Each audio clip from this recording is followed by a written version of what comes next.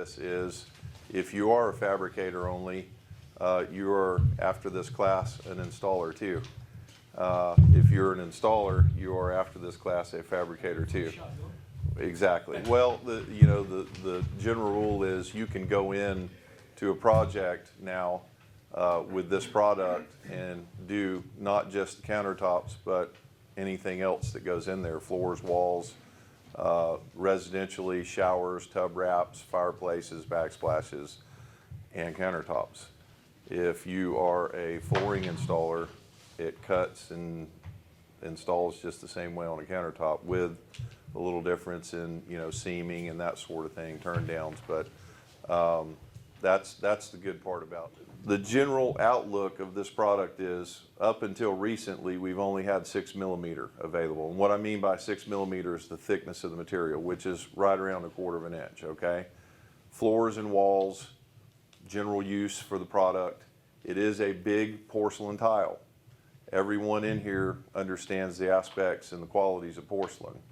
Everything you walk on these days in a commercial application in high traffic areas is mostly porcelain. So they've come up with the idea, or they haven't come up with the idea, they've had it for a while, that, hey, if it's that great under, high traffic floor applications, how would it perform for a countertop? Well, the answer is fantastically. So now there is a 12mm or ½ inch, just shy of a half, that they are pushing for countertop use. Now, keep in mind that although it's thicker, there are other uses for it too, the 12mm. Cladding, building interiors and exteriors. But I think you're going to see it pick up a whole lot more. The architects are starting to take note of this product and its qualities for interior and exterior uses. The biggest part of the installations that I've seen for cladding to date has been mechanically. There are also thin set applications for 6mm. I'd say the 12mm be a little bit thick to, trust thin set entirely to install it. But that's kind of the way things are heading with this product now. And the print that you see on top of it, I'm calling it print loosely, okay? The veining in the marble lookalikes, it is ink jetted on the surface, okay? This product comes out of the roller and the pattern is ink jetted on top of it. It goes into the kiln and fires 2,350 degrees for I don't know how many hours. When it comes out, it goes through a polishing bed, just like a slab polishing bed, okay? And it brings that fine polish on the top. That print is only so deep in the porcelain. So the reason we tell you to miter to a knife's edge, when you put them together and you bond them with epoxy or polyepoxy only, do not use polyester. We only use light hand sanding pads to smooth the edge, smooth to the touch. That's it. That way that surface of the material comes all the way out to the edge, and when you see it, it looks like a solid piece of stone. Piece on the floor, linear drain. You guys have seen these, Schluter makes them. Now they have a tileable insert where all you see is a slot on the floor. You can get them in single slots, double slots, however you want to get them. Notice this bench here. So this bench was put together on a closed cell structural foam board called Schluter Curdy board. Anyone familiar with that? It was thin set applied to the porcelain, bottom and top. The back was left open. So they set the bench in place, pencil marked where it went, pulled it off, took a tile blade and scarified the surface. They used a product called Curdy Fix. Comes in a caulk tube. It's a bondable adhesive that they use for this product. Put it on there, stuck the bench in, waited 2 days, and had a 300-pound person get up and jump up and down on the bench, and it didn't move. It was solid as a rock. If you fall within 16 inches of a joint in your panel when installing 6mm on floor and the expansion joint in the substrate, assuming you have membrane on top underneath the tile, you caulk or soft joint that one joint that falls within that 16 inches, assuming it runs perfectly parallel, okay? So you basically got a 16-inch window there. If you're outside of that, the joint via your layout landed in the middle of your panel. caulk the entire perimeter of each panel that covers over that expansion joint. You caulk all the way around it. Let's go a little further. If we were putting panels in this room, they're 10 foot long. How long is this room? About 35, 36 foot long, something like that. And we had a joint in the middle, and we got to caulk all the way around that panel, caulk the whole floor.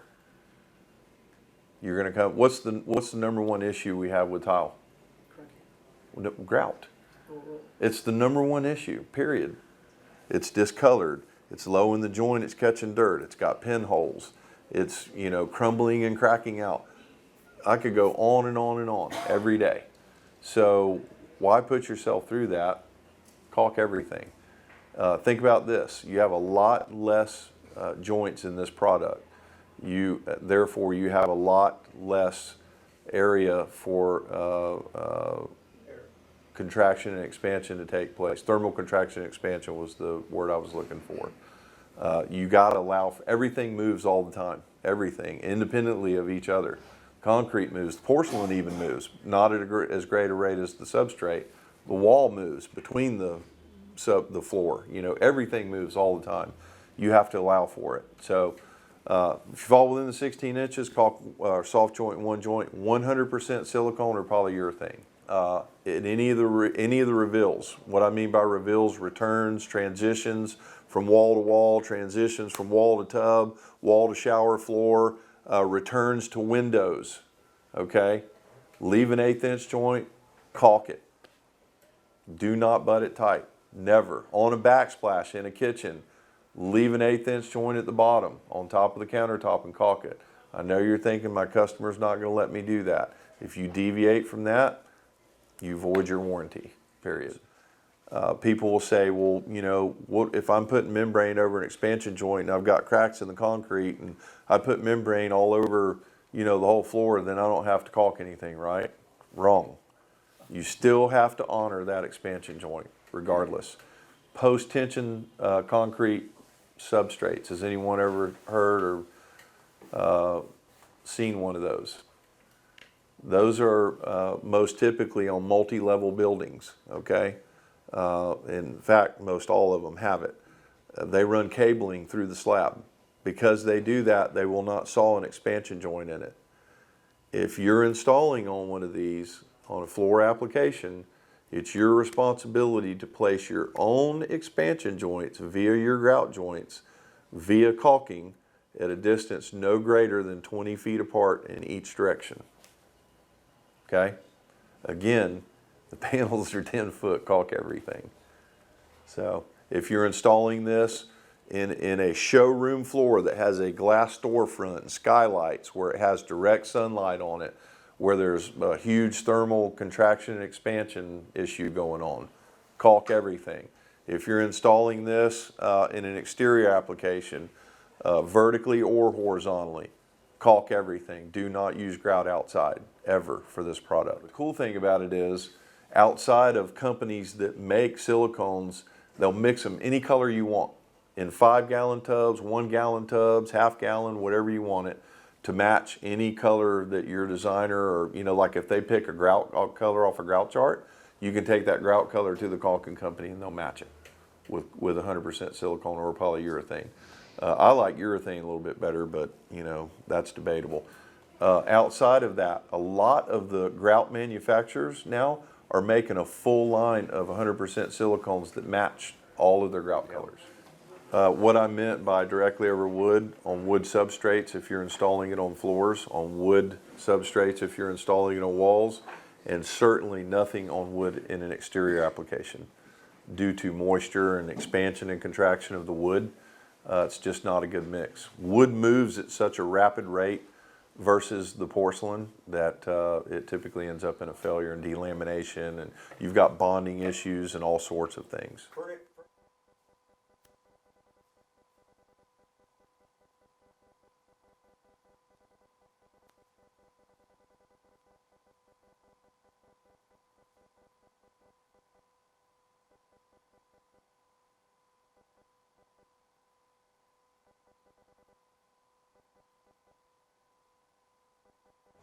So here's some of the basic tools Again, we have most of them, but not all of them. I'm gonna go through them here real quick. I believe everybody knows what pump cups are. Again, for the 6mm, it's all you need to move it around. You guys saw them moving all of those panels just a minute ago.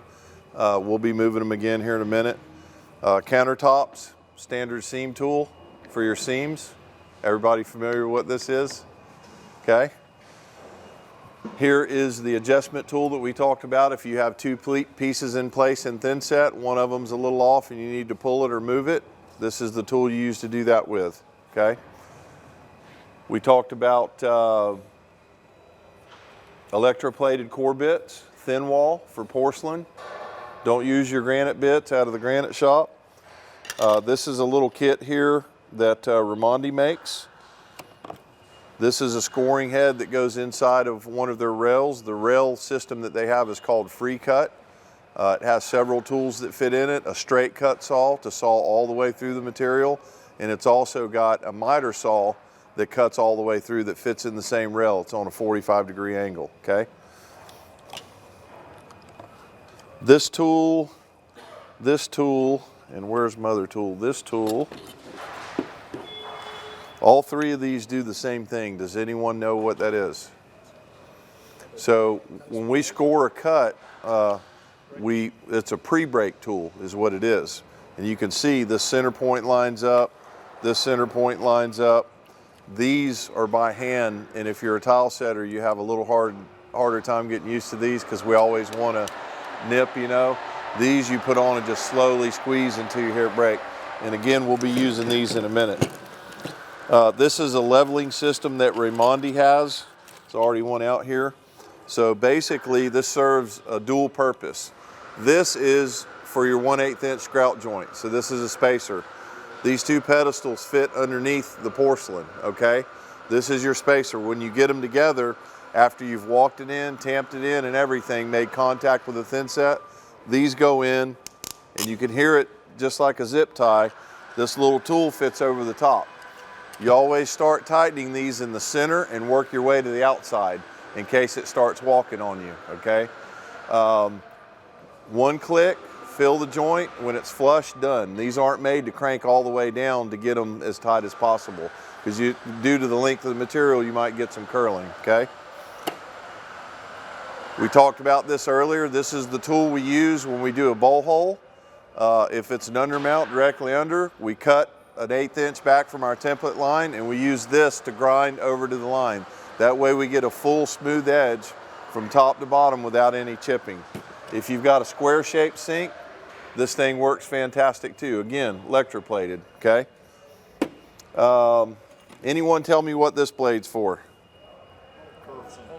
For cutting oval sinks, bowl holes. We have another, and of course it works that way well for porcelain too. Notice it's electroplated. This is a cyclone cut blade as well. The other thing that we use it for, if you're installing 6mm walls and floors and you've got plumbing clean outs, floor drains, this works great. You know how a lot of tile guys will take just a flat tile blade and try to make that cut? This works a lot better because this actually gets rid of that center bolt nut thing on your angle grinder. Standard polishing pads, just like this for the edges. This is the 200. You always want to use white. They have these made now specifically for porcelain. 3-stage. Remember we talked about that earlier? It's all you need. This is a handy little tool, a diamond mesh hand sanding pad. This is the only thing that we use after we put our miters together. Never any power tools. And again, we'll be doing this later on today. Here's the brake tool that we talked about. After you score a piece, do your pre-break on the ends, slide this over and break the piece off like you've got 2 to 4 inch cut, somewhere in that neighborhood. Corner protectors. We use these when we put our miters together, our miter turn downs, okay? Never use stone miter clamps on this product, and I'll tell you why. We get the knife edge on the miter, and it's very difficult using stone miter clamps. You'll end up off a little bit one way or another. We put them together dry, we tape them about every 6 inches, fold them back, put our poly epoxy or our epoxy in, fold it over, and there's no fighting it. It fits perfectly. That applies to countertop turn downs, returns on walls, window returns, everything. Anything you've got a miter on, okay? This specific one's called Superior Gold. It's a poly epoxy. Comes with a color kit right here. Again, we'll be using this later on today if you're not familiar with it. Oh, I want to talk a little more about this. Everyone knows this as Akimi. Akimi's kind of like Coca-Cola. They kind of pioneered the polyester product. Everyone refers to it as Akimi, but there's a lot of different companies that make their own brand, okay? Here's the metal wall clip. When do we use these? 20 foot or higher. This is the tool that makes the slot for the clip, okay? This fits on the top edge of the porcelain just like this. You turn the saw on, run it. We have it set, preset for the right depth. And this little tongue right here on the back fits inside that slot. It's got perforations on it that lock it in, and it's perforated. So again, you can use thin set to stick it with, epoxy, whatever you're comfortable with. This is the part that screws to the structural portion of the wall. About that much of the top will stick out of the top of the panel, okay? Tampers, again, they're just like giant grout floats. Here is Raimondi's flow ridge trowel. Notice the angle of the notches. These are made so they will collapse easily and provide your 100% coverage, okay? These are the ones we'll be using today. Here's the vibrating tool. Here's the straight cut tool that fits in the same rail as that Raimondi scoring tool on their free cut system, okay? Plunge cut saw, this raises and lowers to cut sink cutouts, stovetop, cooktops. Here's the little tool that cuts the radius. Again, just a carbide scoring wheel, okay? Anyone know the name of this tool? Not a Makita. This is a right angle grinder, okay? Right being the key word. Blade goes on the right, not on the left. Blade turns this direction. You have it on the left, all the chips and the dust are coming in your face. You have it on the right, they're going away from you. A lot of people run these tools like this. When they do, they push them. When you run the blade on the correct side, you always pull it. Never push it, you'll get it in a bind and you'll end up chipping the material, maybe breaking it, okay? Again, we've got one of these cup wheels on this tool, and how we use these, about a 30-degree angle, 8 o'clock to 4 o'clock, okay? Unless you're cutting out a bowl hole, and then of course you cut it like this. Here is ETM version of a miter saw, as you can see, standard tile blade. This guide rides the edge, and it cuts that miter off right underneath the bottom of it, okay? Here are the two rails, short rail, long rail, for the Omega Diamond Blue Ripper saw. Some of you have seen it outside already. We have it set up. We're gonna run it in a little while, let you guys get a feel for it. There's also a straight cut rail saw that fits on here. Remember we said the 12 millimeters too thick to score and break? So we need a saw that's going to cut all the way through, okay? This is a breaker bar. We'll be using it in just a minute, so I'll get into it a little bit more later. This is an ETM grip. As you can see, there are a lot of cups on here. What's really cool about this frame is these ends extend out to use for handles, to hold panels, and they are also used for feet for support. If you're putting a 10-foot panel upright, you set these to where they're a 1/4 inch below the edge of the panel, and you can set this whole thing attached to the panel on the floor, and it rests on these feet. These extend out for handles. Again, we'll be using all this later. If you have a piece, I'm going to give you an example, like a full panel that you do a fireplace cut out of, and you need to get it on the wall. This would be a good support tool for that. Little A-frame here. ETM also makes these. This specific one is a Raimondi. You can get full panels on this part pieces. You can lock them in to move them around, spread thin set on them, whatever you want to do, okay? These are 2 tables put together, okay? We use a 10-foot straight edge to lay on each end The feet are levelers. They're adjustable.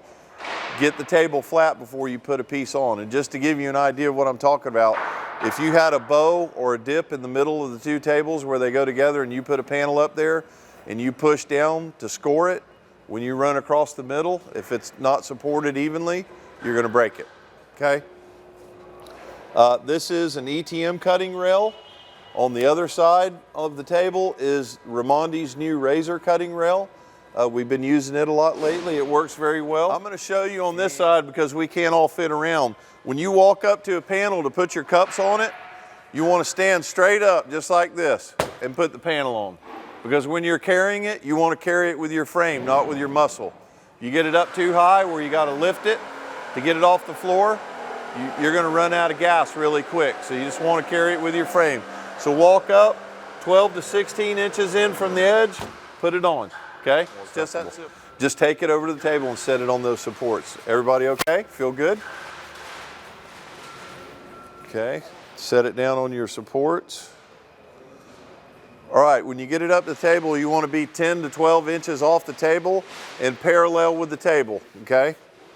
So look on the back side and get it parallel. Doesn't have to be exact, just close. No, nope, just set it down, set it down. Just parallel it. Okay. Always keep your foot in front of it before you tilt it into the table in case it tries to get away from you, okay? So always keep that foot there. Lean it in. Now what you're going to do is switch hands. Put your other hand on the cup and lift. And as you lift, put your hand on the bottom of the panel. Let the panel do the work for you. There you go. Stop right there. Your brain's going to tell you to pick up in the back to slide it on. Push down in the back and raise this front edge.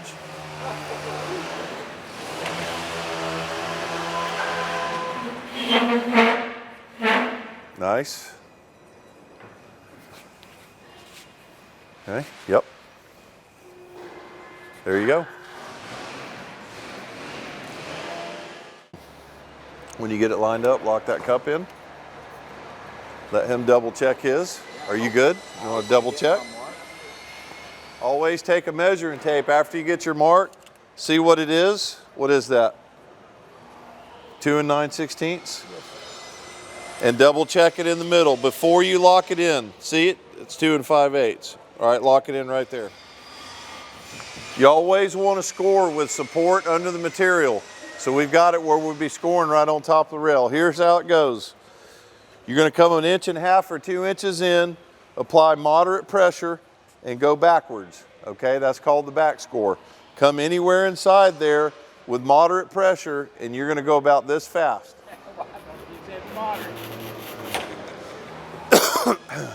So anywhere inside there and keep that moderate pressure all the way. Nice. A little harder. There you go. On this particular pre-break tool, these little plastic things slide, you want them on each side of your score. Doesn't matter. Line up the dot with your score. Slowly tighten that. Everybody listen for a minute. That's it. Sometimes it won't pop like that. Always keep your eye on the score when you're tightening these. If it's already open and you see it opening up, stop tightening and take it off. All right, now you're going to take this tool and slide it on here like this and slowly shake it. And you'll see it start to open up. Wherever it stops opening, move your tool to there and keep on going. Someone needs to have their hand on that end of that piece. And over here. Nice. All right, before we do anything, grab that diamond pad and run it down here. One time is all you need it. No matter how far? Yeah, spread them out. Okay, gentlemen, 2-inch piece. Everybody looking? No need to be afraid of this stuff. It's very user-friendly, okay? Well, if that's the only one that's not locked, we're good.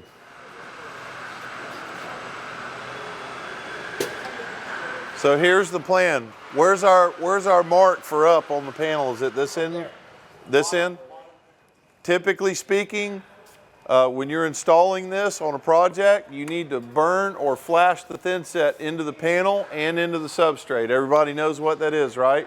Where you take the flat side of your trowel and burn it in to fill in all the voids and make sure you're getting a good bond, okay? Looking good, looking good. Make sure you touch him up on the edge where you got little places like that. There you go.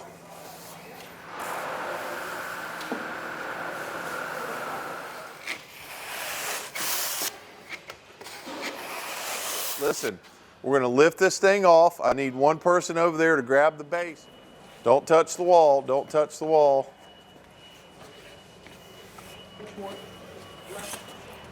All right, you've got the corner over there. We need to get it the best way on the corner we can. You need to go straight in with it.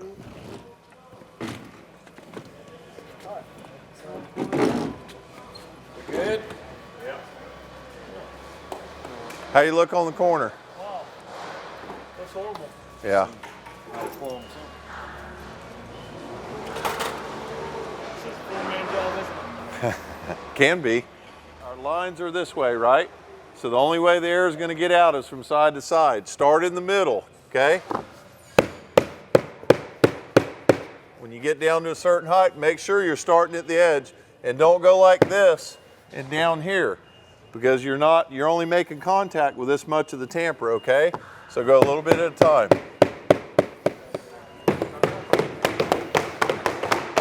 You got an extension. Does that thing have another speed? No, I think she's running on high right now. Right?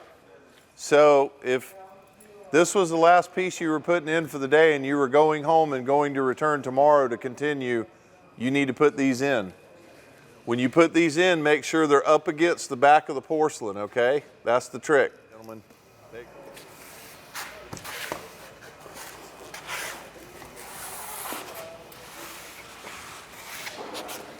There you go. You guys got it? We need someone, right? Yep.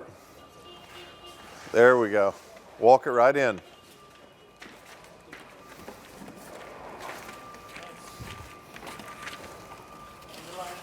Make sure you're on your lines.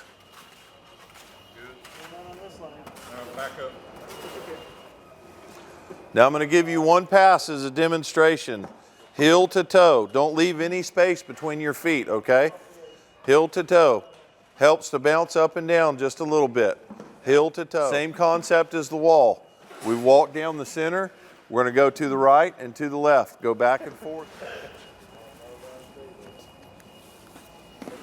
No. Don't walk in the thin set. You don't have to. Yeah. So we're going to do a couple dropout cuts here. Okay. You guys know how to operate these? We don't have a guide for it, so you need to start your bit like that so it don't walk on you, okay?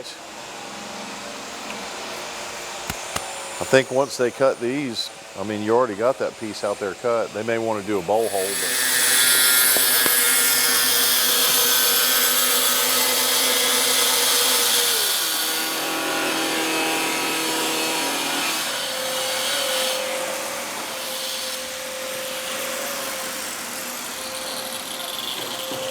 That.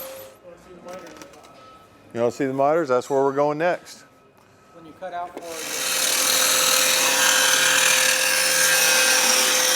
Woo! there you go. So here's the trick, even with this rail saw. This porcelain is so hard, when you cut it, even with a 7.5 inch saw, that blade will tend to want to walk on you a little bit. So what we do is we set it about an 8 3/16 deep. We make one pass, and then we drop it and come the rest of the way back through, okay?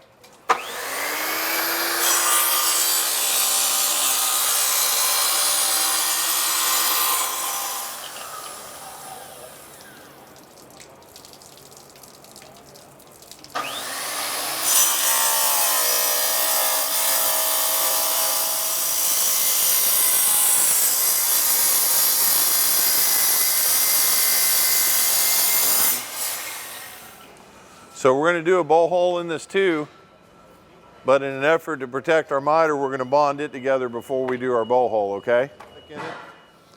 We're going to try to mix a color that blends in with all of the colors. We've got grays and browns and beiges and white, so we need to get in between all of those, right? But our base color is white, correct? Blends in, put your colors off to the side and pull them in a little bit at a time, okay? Because a little bit goes a super long ways.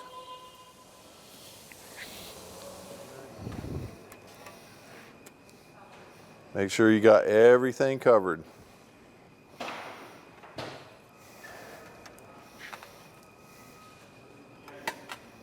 Keep on going. Where's our square at? Got it? You guys know what to do with that. Get it squared up. And what you can do is take a piece of tape and tape it underneath to hold it. Okay? Listen, here's the trick. Take this blade and lay it flat on the surface. Okay? Do not go at an angle because you're taking fill out when you do that. It's one of the procedures we got to go through though. When it's smooth to the touch, stop. Gradient stuff, you don't care like that, but is it gradient?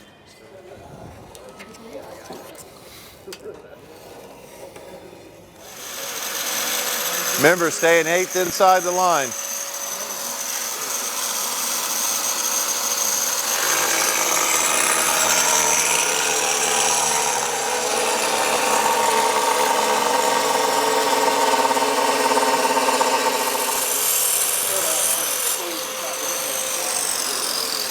Let's lift this up and just slide the whole drywall that way. Someone want to grab that? Watch that sink. Ready?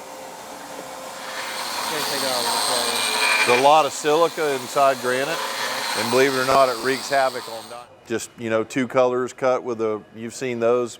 A lot of times we use water jet companies to do it for us. This will give you an idea of what you can do with this material.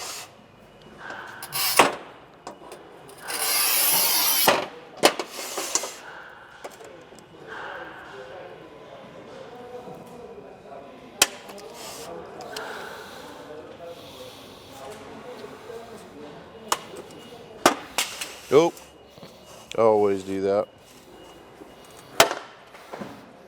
Okay.